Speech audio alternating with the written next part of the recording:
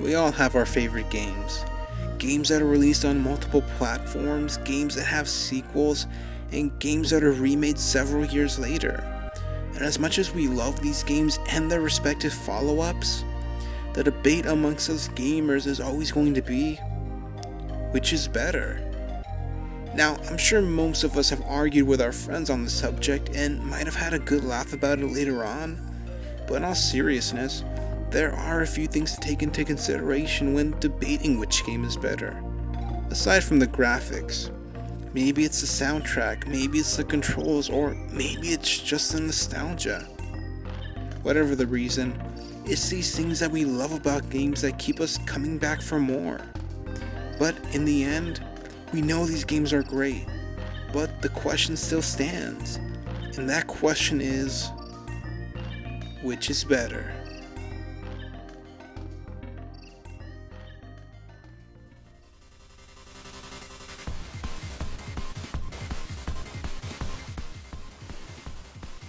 Hello guys, and welcome to my new series called Which is Better? Now, as you might have guessed by the introduction, this is where we take two games, sequels, remakes, or games that cross multiple platforms, and in the end we decide, well, which one's better? Now, I'm going to be completely fair and unbiased in judging these games, so no rabid fanboyism here. We're going to go 6 rounds. We're going to cover graphics, sound, gameplay, story, challenge, and any lasting appeal the game might have. So, to kick off my new series, let's go big. Contra 3 versus Contra Hardcore. Now, before we begin, I just want to make one thing very clear. I am not at all invested in the Genesis versus Super Nintendo debate. But it's going to be kind of tricky to talk about these games without mentioning their respective systems, limitations, and capabilities. So I'll try to keep all that stuff to a minimum.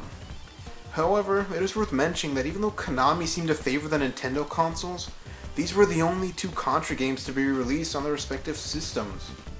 But anyway, enough of all that, let the match begin.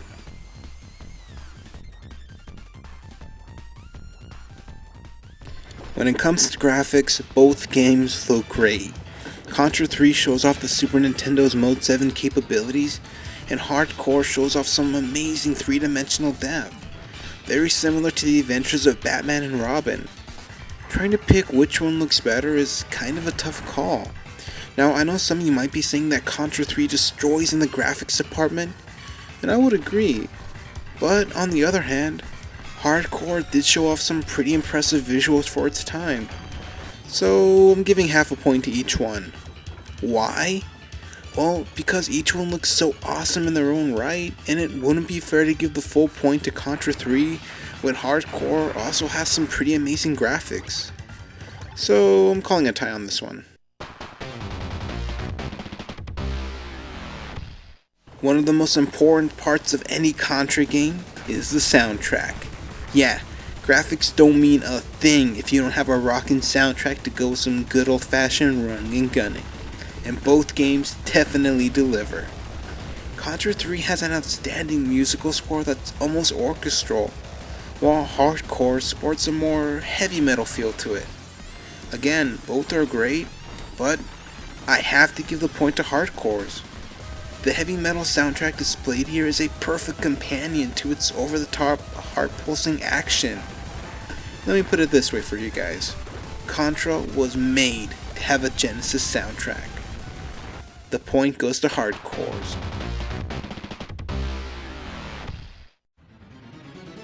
Gameplay for any Contra game is simple.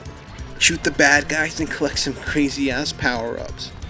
And both games carry the tried and true tradition of Contra, but at the same time, they couldn't be any more different from one another.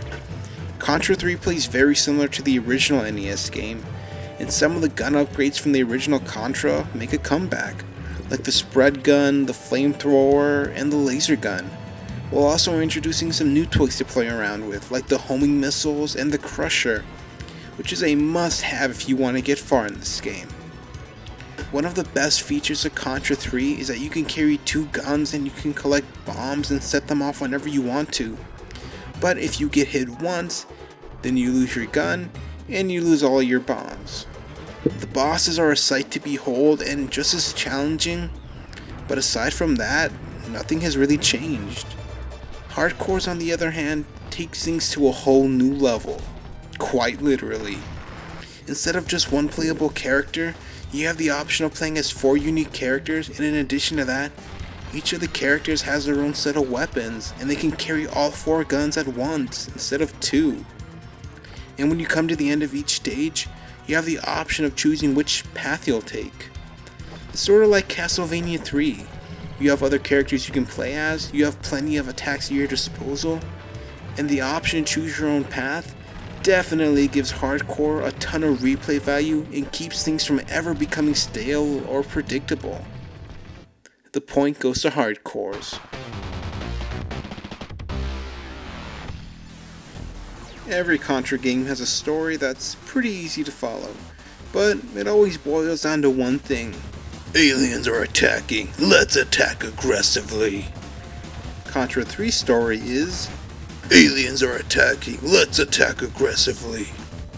Yeah, so Contra 3 doesn't exactly have a story that's as epic as, say, Final Fantasy 3, but for what it is, it really doesn't matter. Hardcores actually does have a story, which involves trying to take down an old nemesis who wants to get his hands on some top secret alien DNA, and yeah, I don't want to spoil the rest, play the game for yourself. So while it's not a very deep story, it's a story nonetheless. And it's worth mentioning that the story changes and evolves based on whatever path you choose to take. The point goes to hardcores. One of the most important aspects of any game is challenge. And I don't think I need to tell you guys that Contra games aren't known for being easy. Don't get me wrong, both of these games are pretty hard, but hardcores is tough as shit. The word hard isn't in the title just for show. This game will beat you down. This game is the ultimate test of your gaming skills. Enemies fly in from both sides of the screen, and sometimes trying to get your weapon upgrades can best be described as suicide. There is no Konami code to help you out here.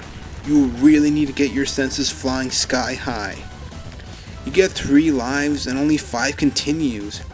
You can get some extra lives to help you out along the way, but unless you're hardcore, you won't last. Contra 3, on the other hand, has a much more manageable difficulty. Once again, there's no Konami code, but you can go to the options screen and give yourself up to 7 lives. And you can choose between 3 difficulties, easy, medium, or hard. And how many continues you get depends on whatever settings you have. So just being able to manage your own difficulty gives Contra a much more even challenge.